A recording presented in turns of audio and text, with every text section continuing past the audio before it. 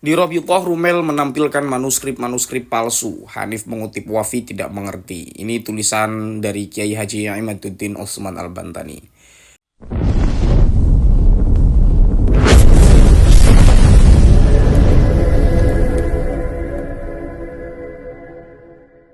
Assalamualaikum warahmatullahi wabarakatuh. Kemarin Kiai Haji Imaduddin Utsman Al-Bantani mengeluarkan sebuah tulisan yang tulisan ini diperuntukkan kepada Gus Rumel, kemudian ada juga Habib Hanif dan Gus Wafi yang disebut dalam tulisan Kiai Imad ini. Di tulisan ini sebetulnya sudah saya bacakan di dalam channel saya yang lain, kemarin telah saya posting. Dan ini cukup panjang, ada beberapa silsilah yang kemudian ini ditemukan oleh Kiai Imad dalam manuskrip-manuskrip, di mana dalam manuskrip-manuskrip ini Gus Rumel mencoba untuk menghubungkan nasab Ba'alwi. Cuma ada sisi menarik ya, saya akan menampilkan atau ingin sedikit mengulas dari sisi logika berpikir daripada Gus Wafi atau juga Habib Hanif Alatos tentang cara pikir keduanya ya. Kalau kita perhatikan, sering sekali kita mendengar bahwa Gus Rumel mengatakan bahwa ditemukan nasab Ubaidillah. Intinya Gus Rumel itu ingin seolah-olah menjawab kitab sezaman yang kemudian itu diminta oleh Kiai Imad. Atau Gus Rumel itu ingin memotong kekosongan 550 tahun yang ditemukan oleh Kiai Haji Imaduddin Utsman Al-Bantani. Tetapi itu bertentangan dengan Gus Wafi. Ini pun terjadi sejak debat di Banten. Coba Anda perhatikan itu. Ketika Tengku Mudakori, kemudian Gus Rumel itu berdebat. Jadi Tengku Mudakori, Gus Rumel dan Gus Wafi itu berdebat tentang kitab sezaman. Sampai-sampai menggugat Asy-Syajarah Al-Mubarakah kan. Itu ketika di Banten. Tetapi Gus Rumel itu tidak. Jadi ada kontradiktif ya. Ini pun disinggung oleh Kiai Imad. Jadi mereka satu sisi menolak kitab sezaman, tetapi dalam argumentasi pembela yang lain, mereka berupaya untuk mencari kitab sezaman itu. Jadi mereka menggunakan standar ganda untuk tetap mengesahkan nasab Ba'alwi itu. Untuk mempertahankan eksistensi nasabnya itu. Nah, adapun dalam manuskrip-manuskrip ini, Kiai Imad mengatakan bahwa manuskrip yang dibawakan oleh Gus Rumel ini adalah manuskrip palsu, atau diantaranya itu sama sebagaimana manuskrip-manuskrip yang ditulis oleh Habib Jindan. Termasuk ini ya, kitab Tarikh Baghdad tentang sosok Al-Husain bin Muhammad bin Al-Askari. Ini kemudian di atasnya, ini sudah kemarin diterbitkan teman-teman. Intinya Kiai Imad mengatakan bahwa manuskrip-manuskrip yang dibawakan oleh Gus Rumel ini adalah manuskrip-manuskrip yang tidak bisa dijadikan sebagai hujah dari bentuk kertas. Kemudian ini yang dikomentari Kiai Imad, kertas ini adalah kitab yang bergaris-garis ya. Jadi ini tidak ditemukan di abad-abad 600 Hijriah atau 500, 600, 700 Hijriah itu kitab seperti ini. Itu adalah penampakan manuskrip Musnad Faqih Muqaddam. Nah, dalam manuskrip itu disebutkan bahwa Umar bin Sa'ad mendapatkan hadis dari Muhammad bin Ali Faqih Muqaddam, dan Faqih Muqaddam mendapatkannya dari Abul Hasan Ali bin Muhammad bin Jadid. Saat ini jelas sanad palsu karena Abul Hasan Ali bin Jadid tidak mempunyai murid bernama Muhammad bin Ali Faqih Muqaddam. Dalam kitab As-Suluk fi Tabaqatil Ulama wal Muluk, Al-Janadi yang wafat 732 Hijriah menyebut nama murid-murid Abul Hasan Ali bin Muhammad bin Jadid, tetapi tidak ada yang bernama Muhammad bin Ali Faqih Muqaddam. Adapun nama-nama murid Ali bin Jadid yang disebut As-Suluk adalah yaitu Muhammad bin Al-Mas'ud, kemudian As-Sufali, kemudian Ibnu Nasr Al-Himyari, kemudian Ahmad bin Muhammad Al-Junaidi, Hasan bin Rashid, Muhammad bin Ibrahim Al-Fasyali, kemudian ada Umar bin Ali Sahibu Baiti Husain. Ini di dalam kitab As-Suluk juz 2 halaman 136. Dalam kitab Banul Muallim Al-Jabaiyun wa Banul Jadid Alawiyun wa Banul Jadid al-Alawiyun. Abu Umar menyebutkan 9 nama dari murid Ali bin Jadid, namun tidak juga disebutkan ia mempunyai murid yang bernama Muhammad bin Ali Faqih Muqaddam. Ini bisa dilihat halaman 6. Jelas sekali manuskrip yang memuat sanad-sanad Faqih Muqaddam di atas adalah sanad palsu. Nah, kemudian ini tanggapan Kiai Imad. Rumel menyebutkan bahwa tahun penulisan manuskrip itu tahun 667 Hijriah. Dilihat dari bentuk manuskripnya, ia sangat tidak meyakinkan. Tentu tinta biru seperti itu tidak lazim digunakan pada abad ke-7 Hijriah. Kertas bergaris-garis semacam itu diproduksi sekitar tahun 1960 Masehi. Selain dilihat dari isinya, dilihat dari media yang digunakan pun, manuskrip ini jelas manuskrip palsu. Bentuk tulisan manuskrip ini sangat identik dengan manuskrip kitab hadis tulisan Salim bin Jindan yang wafat 1969 Hijriah. Perhatikan potongan manuskrip yang terdapat dalam media online jaringan santri. Ya, ini ada tanda semacam buka tutup kurung, entah apa tandanya ini. Satu di situ semacam footnote ya, yang memuat sebuah manuskrip kitab hadis karya Salim bin Jindan yang diberi judul riwayah bil fi'li di bawah ini. Ini bentuknya. Lihat ada semacam linknya. Nah, ini teman-teman manuskripnya. Kemudian di bawah ini dilihat dari bentuk tulisan dan jenis kertas bergaris-garis. Ini pokoknya tidak bisa Kemudian ada manuskrip Hasan al-A'lal ya. Hasan al-Alal, kemudian ini juga dikomentar oleh Kiai Imad.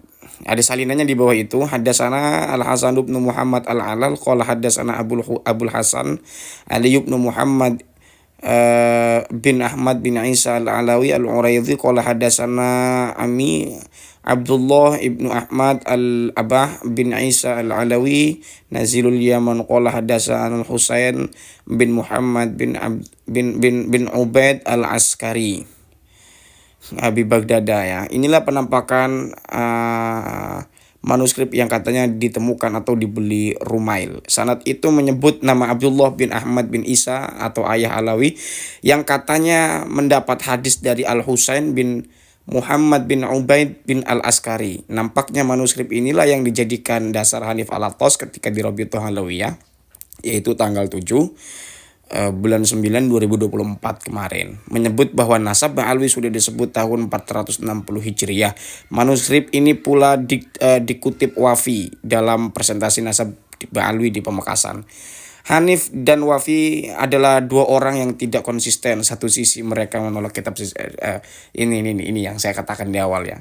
Hanif dan Wafi adalah dua orang yang tidak konsisten. Satu sisi mereka menolak kitab sezaman, di sisi lain mereka mencantumkan bukti-bukti palsu dari kitab sezaman. Nampaknya keduanya was-was dengan konklusi falasi mereka bahwa kitab sezaman tidak disyaratkan. Mereka berdua juga tidak yakin dengan bukti manuskrip yang dimunculkan Rumail Abbas. Akhirnya mereka gunakan semuanya, berharap Mukibin bingung, akhirnya tetap percaya bahwa Ba'alwi adalah tetap cucu Nabi. Jadi kata Kiai Imad, begini bos, manuskrip ini jelas manuskrip lucu-lucuan. Ia manuskrip bodong tanpa identitas, tidak disebutkan diambil dari kitab apa, karena siapa, ditulis tahun berapa. Selama ini manuskrip itu tidak ada di mana. Tetapi menurut penulis, nampaknya ia potongan sanad-sanad yang berada dalam kitab palsu Al-Arba'un yang diartibusikan kepada Umar bin Sa'duddin Al-Zifari yang wafat 667 Hijriah yang telah disebutkan di atas. Naskah itu adalah naskah palsu mengatasnamakan Umar bin Sa'ad. Kitab tersebut diduga kuat adalah tulisan Salim bin Jindan tahun 1960 Masehi. Jelas sekali rangkaian sanad itu sengaja diciptakan bukan untuk kepentingan periwayatan sebuah hadis, tetapi lebih untuk kepentingan disebutkan nama Abdullah untuk dijadikan bukti palsu bahwa sosoknya betul-betul ada, bahkan meriwayatkan sebuah hadis. Sayangnya kreator sanad itu lupa bahwa ilmu hadis lebih ketat daripada ilmu nasab, atau bahwa ilmu hadis lebih ketat dari ilmu nasab. Nama-nama perawi sudah terkodifikasi rapi ditulis dalam kitab-kitab ruwat atau dalam tanda buka tutup kurung para perawi. untuk mengonfirmasi seorang perawi apakah ia merupakan sosok historis atau bukan. Jangan-jangan ia sekadar nama yang sengaja disematkan tanpa ada sosoknya. Bisa dilihat dalam kitab-kitab ruwat para perawi hadis yang sudah ditulis sejak abad ke-3 Hijriah. Dalam sanad hadis Rumail itu, Abdullah bin Ahmad bin Isa katanya mendapat hadis dari Al-Husain bin Muhammad ibnu Al-Askari. Ibnu Al-Askari memang seorang perawi hadis. Namanya ditulis dalam kitab-kitab ruwat hadis, kitab yang menyebut nama-nama para perawi hadis. Di dalam sanad itu disebut bahwa Ibnu Al-Askari mendapatkan hadis dari Abu Ja'far bin Muhammad bin Husain Ad-Daqqaq. Ad-Daqqaq pula terkonfirmasi sebagai perawi hadis. Tapi apakah benar Ibnu Al-Askari meriwayatkan hadis kepada Abdullah? Perhatikan wafat Abdullah. Ia disebut wafat tahun 383 Hijriah. Jika ia benar-benar seorang perawi, maka namanya akan dikenal oleh para ahli ilmu di masanya. Tempatnya akan banyak didatangi para pencari hadis dari berbagai penjuru dunia. Dengan itu seharusnya namanya telah dicatat oleh kitab yang mencatat para perawi yang semasa dengannya atau yang mendekatinya. Semacam Ibnu Syahin yang wafat tahun 385 Hijriah, 2 tahun setelah wafatnya Abdullah. Atau kitab Az-Zahabi yang wafat tahun 748 Hijriah. Dan tentu namanya pula akan dicatat oleh kitab nasab pada masanya seperti Al-Ubaidili yang wafat 437 Hijriah. Tetapi nama Abdullah ini tidak dicatat dimanapun. Tidak ada kitab nasab, tidak pula di kitab para perawi. Untuk menguji sanad palsu itu, mari kita teliti seorang nama perawi yang disebut di sana. Ia adalah Al-Husain bin Muhammad ibnu Al-Askari. Benarkah ia mempunyai murid bernama Abdullah bin Ahmad bin Isa? Mari kita lihat kitab Tarikh Baghdad tentang sosok Al-Husain bin Muhammad bin Al-Askari. Al-Husain ibnu Muhammad ibni Ubaid ibni Ahmad ibni Makhlad ibni Aban Abu Abdullah Ad-Daqqaq al-Ma'rufu bibni al-Askari. Haddasana anhu Abul Qasimi al-Azhari wa Abu Muhammad al-Jawhari wal Hasan bin Muhammad al-Khalal wa Ahmad bin Muhammad al-Atiqi wa Abul Farraj bin Burhan wal Qadhi Abul Ala al-Wasiti wa Abdul Aziz wa Abdul Atiqi wa Abul Farraj udah tadi ya, wal Qadhi wa Abul Farraj bin Burhan wal Qadhi Abul Ala al-Wasiti wa Abdul Aziz bin Ali al-Azji wa Ali ibn Muhammad ibn al-Hasani al-Maliki wal Qadhi Abu Abdullah al-Baydawi wa Ahmad bin Umar bin Ruh an-Nahruwani wa Abul Qasim At-Tanwahi. Namanya sulit-sulit banget ini ya. Dalam kitab Tarikh Baghdad karya Al-Khatib Al-Baghdad itu disebutkan bahwa murid-murid Ibnu Askari adalah Abdul Qasim Al-Azhari, Abdul Muhammad Al-Johari, Al-Hasan Muhammad bin Khalal dan semacam itulah, seperti yang disebutkan tadi. Nah, ini komentar Keimat, jelas nama Abdullah bin Ahmad bin Isa tidak termasuk murid atau orang yang meriwayatkan hadis dari Ibnul Askari. Sanad itu baik dilihat dari sisi media maupun isi terbukti palsu. Dengan terbuktinya manuskrip itu palsu baik dari sisi isi maupun media. Maka seharusnya kesadaran jiwa adalah jawaban dari semua kegundahan ini.